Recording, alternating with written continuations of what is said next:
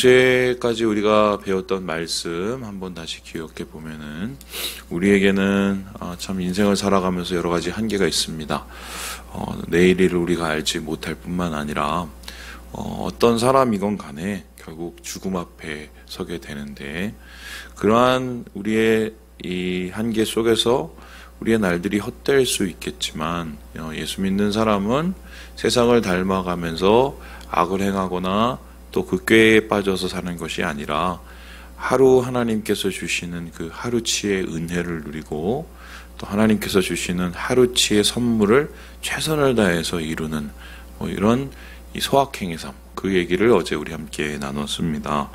오늘은 전체적인 이야기를 살펴본다면 지혜의 가치랄까요? 그러니까 지혜가 왜 중요하고 지혜가 어떤 힘을 가지고 지혜가 어느 정도의 효력을 가지고 있는가, 그 열매를 이야기하고 있고요. 더불어서 지혜의 한계, 그렇게 능력도 많고 지혜가 가치롭기는 하지만 지혜가 가질 수밖에 없는, 부딪힐 수밖에 없는 그 한계에 대한 이야기를 하게 됩니다. 우리 함께 같이 하나님의 말씀을 읽어보도록 하지요. 예, 우리 함께 13절의 말씀을 읽어보도록 하겠습니다. 13절입니다. 시작. 내가 또 채아래에서 지혜를 보고 내가 크게 여긴 것이 이러하니. 지금 이 전도자가 지혜에 대한 이야기를 하면서 이 지혜가 얼마나 대단한지를 내가 이 땅을 살면서 경험을 했다. 정말 말도 안 되는 큰 기적 같은 일들이 지혜 때문에 이루어지더라라고 이야기를 합니다. 그래서 그 지혜의 그 기적 같은 일이 무엇이냐면요, 바로 14절에 나오는 건데요. 이런 겁니다. 어느 작은 이 나라가 있었어요. 성읍이죠. 그런데 그 성읍에 말도 안 되는 적들을 끌고 온, 군대를 끌고 온 큰 나라의 왕이 있었습니다. 들렀겠죠? 그리고 그 들은 곳에서 위협하고 그곳을 점령하려고 했습니다. 그런데 에호사는 그 상황 속에서 누구나가 다 그 큰 왕이 이길 것이라고, 큰 군대가 이길 것이라고 생각을 했지만 결론은 전혀 다른 일이 되었는데요. 그 작은 성읍이 큰 성을 이겨내고 큰 왕을 이겨냅니다. 어떻게 이렇게 말도 안 되는 일이 일어날 수 있어? 라고 얘기하죠. 우리나라에도 비슷한 얘기가 있죠. 안시성 전투 기억하십니까? 양 무슨 장군이었죠? 당나라, 수나라 장군이 이렇게 와서, 살수대첩도 있었고, 또 당나라가 와서 그 안시성 싸움에서 우리나라 사람들이 거의 말도 안 되는 중과 부족의 위기에 처해 있었을 때 그것을 이겨냅니다. 더불어서 대단한 것은 그 안시성을 고구려 정부에서도 별로 도와주질 않았다는 거예요. 그럼에도 불구하고 말도 안 되는 그 싸움에서 안시성 사람들이 이겨내거든요. 바로 그러한 기적과도 같은 일인데 어떻게 이런 일이 일어났을까? 여기 이 성읍에는 어떤 비밀이 있었을까 했었을 때 이 전도자는 이렇게 이야기를 하고 있습니다. 우리 함께 16절의 말씀을 같이 한번 15절의 말씀을 같이 한번 읽어보도록 하겠습니다. 시작. 그 성읍 가운데에 가난한 지혜자가 있어서 그의 지혜로 그 성읍을 건진 그것이라. 그러나 그 가난한 자를 기억하는 사람이 없었도다. 예, 양만춘 장군이라네요. 고맙습니다. 요즘 너무 좋아요, 소통이 돼서. 예, 그 성읍에 한 지혜자가 있었대요, 지혜자가. 그 지혜자 때문에 아마 전략을 잘 짜고 전쟁에서 이길 수 있는 묘수를 꺼낸 거죠. 그래서 결론적으로는 그 성읍이 큰 왕의 침략을 담대히 막아낼 수 있었고 평안과 안정을 가져올 수 있었다라고 얘기합니다. 이것 자체가 지혜가 얼마나 대단한 일을 하는지를 볼 수가 있습니다. 11절과 12절을 잘 살펴보면은 사람은 아무리 명철하고 지식이 많고 아무리 사람은 여러 가지의 상황에 좋은 점을 가지고 있더라도 시기와 때를 알지 못하기 때문에 자기 앞에 있는 재난을 겪게 된다고 이야기를 하거든요. 그러니까 피하면 좋겠는 이 재난을 피할 수 없을 만큼의 불가항력적인 때가 우리에겐 몰려올 수 있다는 거예요. 마치 이 작은 성읍이 당했던 이 공격처럼요, 이 침략처럼요. 그런데 그러한 이 불가항력적인 공격에도 불구하고 이 지혜자가 그 지혜를 잘 발휘하니까 이러한 위기를 담대하게 이길 수 있는 그런 기회가 왔다. 야, 이런 이 지혜가 얼마나 대단한 거냐. 이것을 가지고 이 전도자가 굉장히 큰 깨달음을 얻게 된 거예요. 그런데 문제는 무엇이냐? 그거보다도 더 크고 더 황당한 일을 이 전도자가 깨달은 겁니다. 이 지혜의 큰 가치와 그 능력을 깨달았음과 동시에 지혜가 가지고 있는 한계를 깨달았는데요. 그 한계가 무엇입니까? 우리 함께 16절의 말씀을 같이 한번 읽어보겠습니다. 시작! 그러므로 내가 이르기를 지혜가 힘보다 나으나 가난한 자의 지혜가 멸시를 받고 그의 말들을 사람들이 듣지 아니한다 하였노라. 이 소리는 뭐냐면은 분명히 그 지혜자 때문에 승리를 거두었음에도 불구하고 지혜가 어떠한 힘보다 나음에도 불구하고 나중에 그러한 전쟁과 전투가 끝난 다음에 이 지혜자가 제대로 대접을 받지도 않았고 사람들이 이 지혜자를 제대로 따르지도 않았다는 말입니다.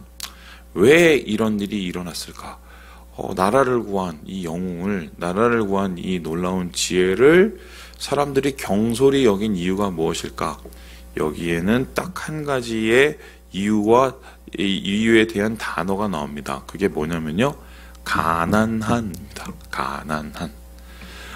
가난하다는 것은 어떻게 보면 누추하다는 것일 수도 있고 실제적으로 모자라다는 걸 수도 있고 못 산다는 걸 수도 있습니다.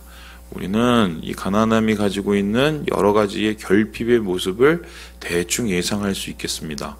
이 사람이 신분이 비천한 사람일 수도 있었고 그 다음에 이 사람이 소위 말해서 이 가진 것이 별로 없는 정말 가난한 사람이었을 것 같아요. 그런데 그가 가지고 있는 지혜의 신비와 능력이 놀라웠음에도 불구하고 그의 겉모습, 그가 가지고 있는 겉의 모습만 보고 사람들이 판단을 해버린 겁니다. 이렇게 이 판단을 한 잘못된 판단 때문에 이러한 이 지혜, 이 놀라운 지혜자의 말을 무시해버리는 거죠. 어떻게 이런 일이 있을 수 있지? 이게 더 놀라운 겁니다.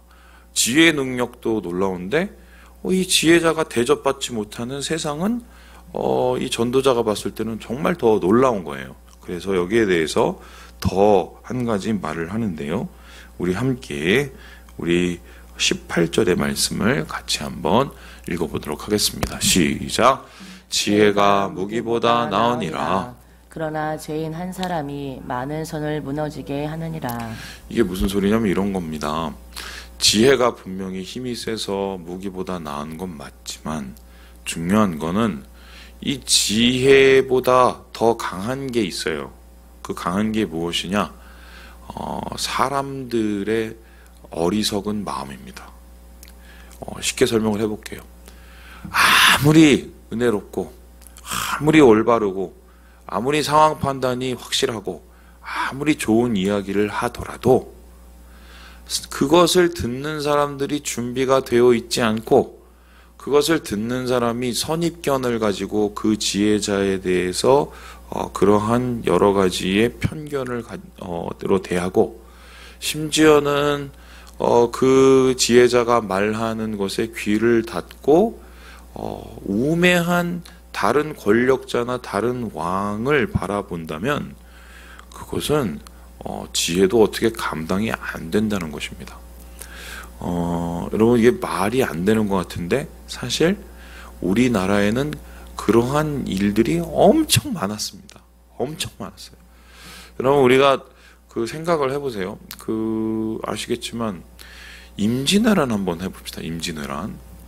이 임진왜란이 어떻게 발발을 하게 됩니까? 왜가 이 부산에 배 끌고 와서 막 싸우다가 부산성이 확 무너지고 나서 그 다음에 전투가 없었어요. 그냥 쭉 말 타고 올라옵니다. 쭉 말 타고 올라와요. 그러니까 막 한양까지 정말 며칠도 안 되는 새 올라오잖아요. 그리고는 문경세제인가요? 거기서 소위 말해서 큰 전투 한 번 있었고 거기서 완전히 진 다음에 그다음 넘어와서는 속수무책으로 당해요. 그리고는 어떻게 합니까? 왕이 도망가고 도망간 후에 경복궁이 불타고 이 말 그대로 나중에 어디까지 가냐면요. 이 선조가 소위 말해서 이 광해군을 자기가 좋아하지도 않는 그 아들을 가짜왕으로 세워놓고는 세자로 세워놓고는 당나라로 도망가려고 했습니다. 예, 도망가려고 했어요.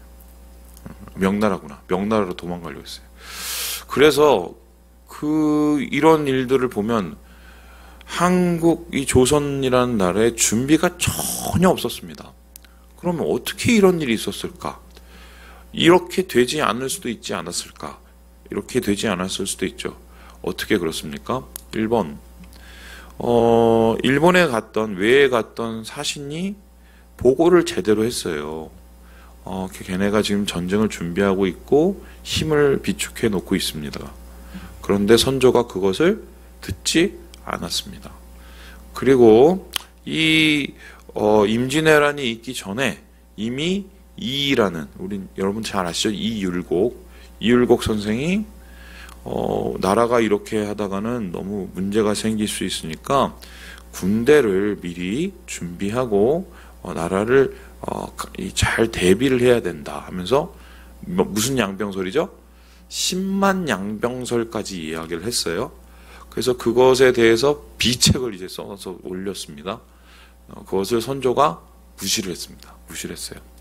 심지어는 이 대목이 저 대단한데 이순신 장군이죠. 사실 임진왜란에 우리나라가 완전히 무너질 수도 있는 상황에 그 전세를 뒤집은 사람이 누굽니까? 이순신 장군입니다. 이순신 장군이 거북선만 만든 게 아니라 거북선은 작은 부분이고요.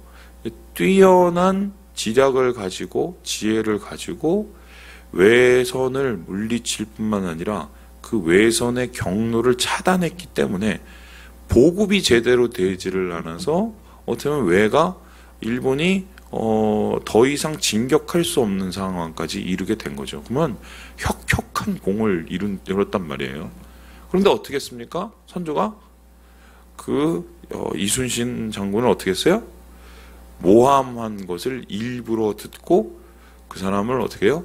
파면시킵니다. 전쟁 내에. 이런 말도 안 되는 일이 있습니다.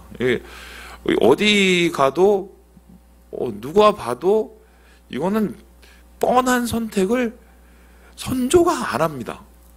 왜 이렇게 했을까? 그렇게 전란이 일어나고 그렇게 백성들이 죽어가고 그렇게 나라가 풍전등화의 위기에 있었어도 계속적으로 선조는 자기 계산만 했습니다. 자기의 정치적인 계산. 그리고 그 밑에 있던 신하들은 계속적으로 당파 싸움만 했습니다. 요즘 여야가 싸우는 것 똑같은 거예요. 나라가 중요한 게 아니라 우리 당, 내 위치, 내 지위, 그리고 내 목숨, 그 생각밖에 안 하니 이거는 지혜자가 얘기하는 그 여러 가지의 말을 듣지도 보지도 받아들이지도 않은 거지요. 그래서 사실 우리나라가 망할 뻔한 거예요. 그리고 그 이후에 이 조선도 보면요. 조선 말기에도 왜 우리가 일제에 그렇게 넘어가고 강압을 당할 수밖에 없었나? 똑같습니다. 나라 팔아먹은 신하들, 정신 제대로 못 차린 고종, 이게 계속 반복이 돼요.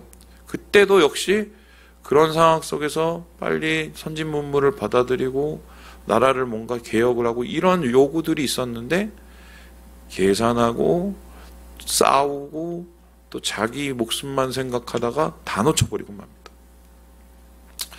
이런 일들이 놀라운 것은 솔로몬이 이렇게 기록하고 자기 아들들에게 물려주고 있음에도 불구하고 결국 어떻게 됩니까? 자기 아들인 르호보암이 지혜자들의 이야기를 듣지 않고 젊은 자들의 객기 어린 말을 들어서 나라가 두 쪽으로 쪼개지게 되는 거죠. 오늘 우리는 이러한 지혜의 모습과 이 능력과 한계를 보면서 듣는 귀가 얼마나 복된지를 다시 한번 깨닫게 됩니다. 예수님을 죽인 사람은 다른 사람들이 아니라 그 당시에 가장 지혜롭다고 여겼던 이스라엘의 지도자들이요, 바리새인들이요, 서기관들이었습니다. 그들이 예수님을 십자가에 못 박도록 개궤를 뿌린 이유가 무엇입니까? 듣는 귀가 없었기 때문입니다. 계산만 했고 자기 몫을 생각했고 자기 목숨만 생각했기 때문에 하늘의 말씀과 하늘의 복음이 제대로 그들에게 들리지 않았던 것이죠. 그래서 오늘 이 이야기를 통해서 우리 한국 상황을 다시 한번 고민해 보게 되고요. 뿐만 아니라 우리의 오늘의 삶을 다시 한번 고민해 보게 되는 겁니다. 나는 정말 이 지혜의 귀를 기울이고 있는 복된 귀를 가지고 있는가? 아니면 눈앞에 나타나는 것, 내 손에 쥐인 것 때문에 더 귀중한 하늘의 지혜를 놓치고 있는 것은 아닌가? 여러분 생각을 해보시고 오늘 주님 안에서 하나님이 주시는 지혜의 신비와 은혜들을 경험하시고 주님 안에서 오늘 주님과 함께 은혜로운 삶을 살아가시는 우리 모든 형제 자매들 되시길 주님의 이름으로 축원합니다.